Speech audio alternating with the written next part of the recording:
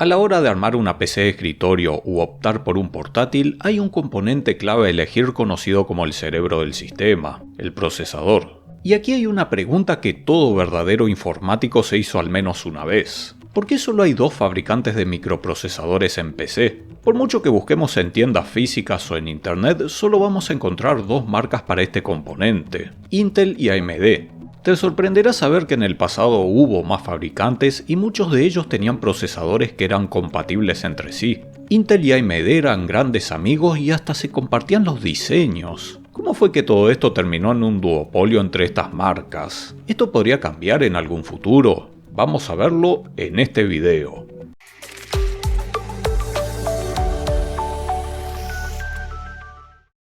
Este video es traído aquí gracias a GVG Mall, nuestra tienda de confianza donde podemos adquirir licencias originales para Windows a precios muy económicos. También encontraremos licencias para Office, distintos programas e incluso videojuegos. Si aplicamos el código de descuento TU25 obtendremos un 25% de descuento adicional. Con estos descuentos obtendremos precios insignificantes comparado a los precios de Microsoft. Pero, ¿cuál es el truco? ¿Por qué son tan baratas estas licencias? Bueno, esto es porque se tratan de licencias OEM. Este tipo de licencias son utilizadas por los fabricantes al vender equipos con Windows ya preinstalado. Su limitación es que se ligan a la placa base de la computadora, pero considerando su precio es un detalle insignificante, sobre todo si no van a cambiar su equipo o la placa por mucho tiempo. Estas licencias son completamente legales y son una excelente opción para tener nuestro Windows activado con todas las actualizaciones que lanza Microsoft. En la descripción y un comentario fijo les dejaré los enlaces y el código de descuento. Muchas gracias a GVG Mall por patrocinar el espacio.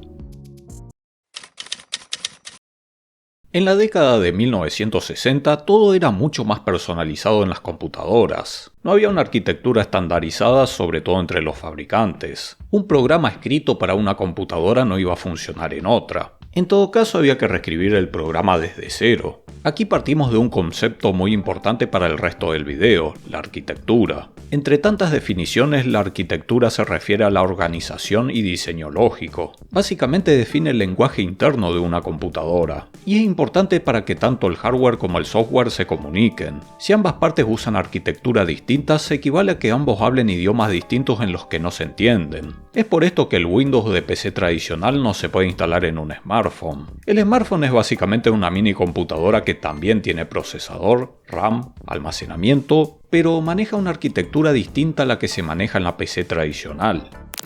En 1971, Intel presentó el primer microprocesador comercial, el Intel 4004. Fue hecho para una calculadora y estableció los principios fundamentales del microprocesador que se mantienen hasta estos días: obtener instrucciones, ejecutarlas y luego almacenar resultados. Conforme pasaban los años, Intel iba creando nuevas versiones en las que iba aumentando el rendimiento y reduciendo costos. Entre ellos, un logro muy notable fue el 8080. Aquí es donde AMD entra a jugar en esta historia. Mediante ingeniería inversa crearon un clon no autorizado del 8080 que era súper barato de producir, el AM9080. Producirlo solo les costaba 50 centavos de la época, pero lo vendían en el mercado militar por hasta $700. A Intel por supuesto no le gustó nada. Este fue el primer cruce documentado entre ambas empresas. Pero a diferencia del software que podía protegerse con derechos de autor, el hardware solamente podía patentarse. Y con las patentes todo es mucho más complicado. Uno no puede copiar tal cual un libro protegido por derechos de autor y venderlo. Pero en el caso de Intel debían demostrar que se estaba violando alguna patente específica, como el diseño de un circuito. Y lo que AMD hacía era estudiar el chip desde fuera y crear su propia versión.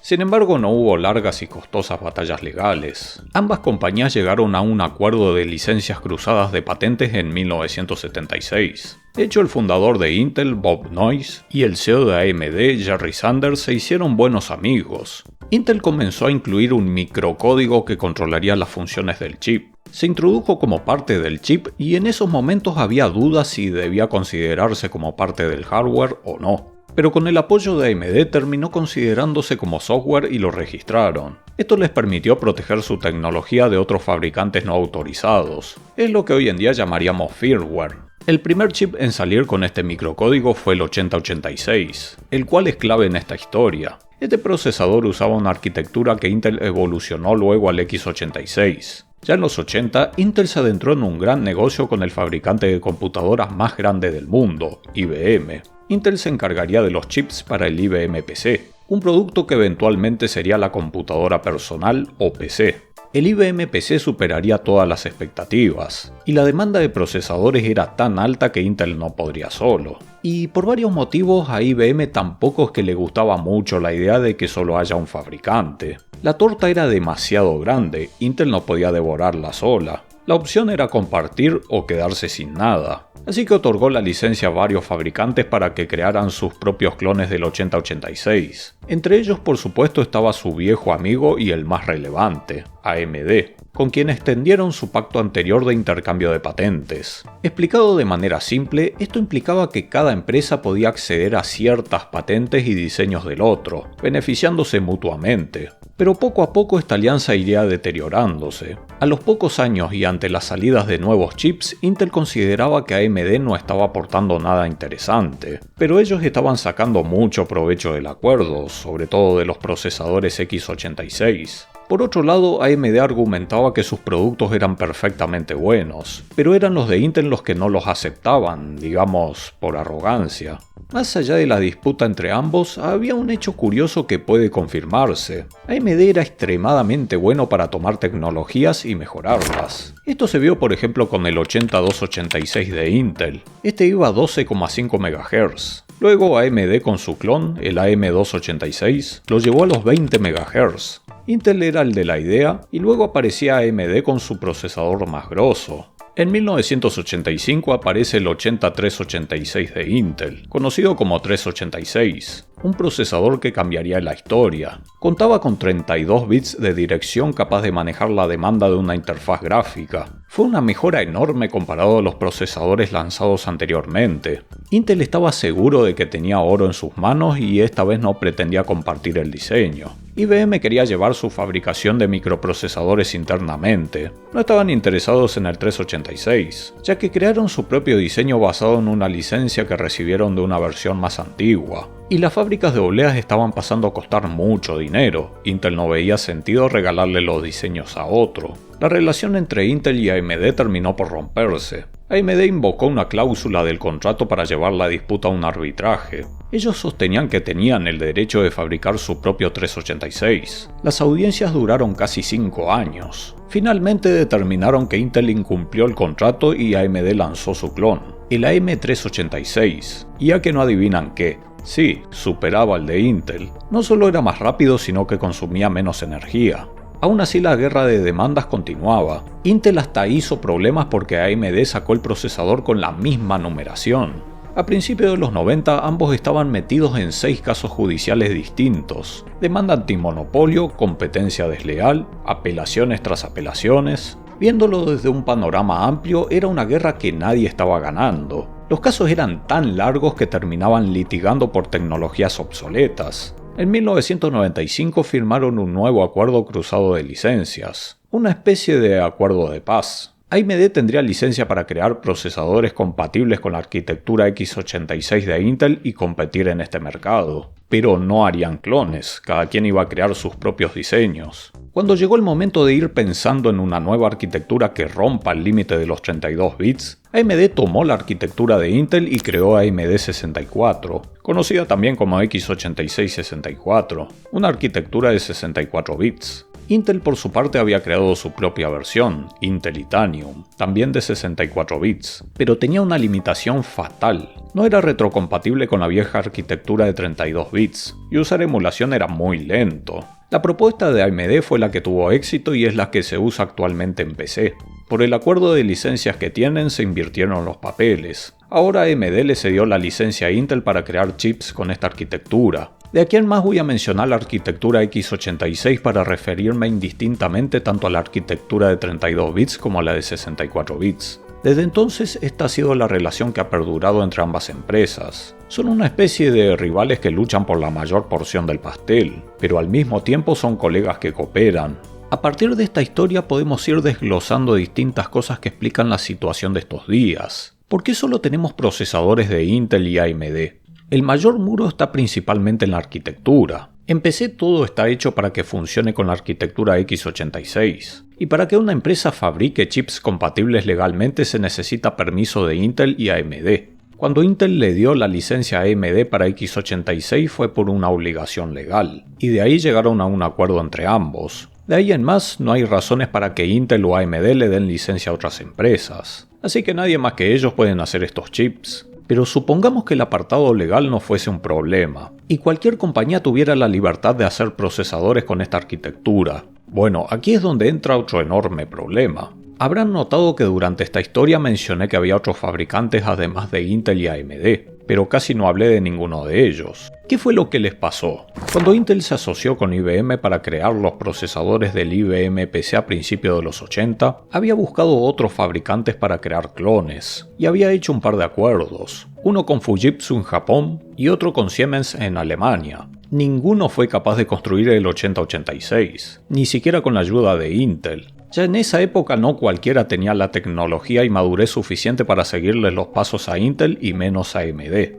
Aunque hubo fabricantes presentes en el mercado y varios ofrecían otras arquitecturas, ninguno estaba a la altura de Intel y AMD, a excepción de uno llamado Cyrix que luchó hasta la década de los 90, pero como usaba la arquitectura de Intel tuvo problemas legales en el camino entre otras dificultades. Intel y AMD eran los dos gorilas más pesados de la selva. ¿A qué voy con todo esto? A medida que la tecnología se va volviendo más compleja, la inversión necesaria para fabricar los chips se vuelve cada vez más costosa, lo que dificulta la inserción de nuevos competidores. Y ni hablar de alcanzar el nivel tecnológico que tienen Intel y AMD. Si ya en los 80 había fabricantes que tenían dificultades, imagínense ahora.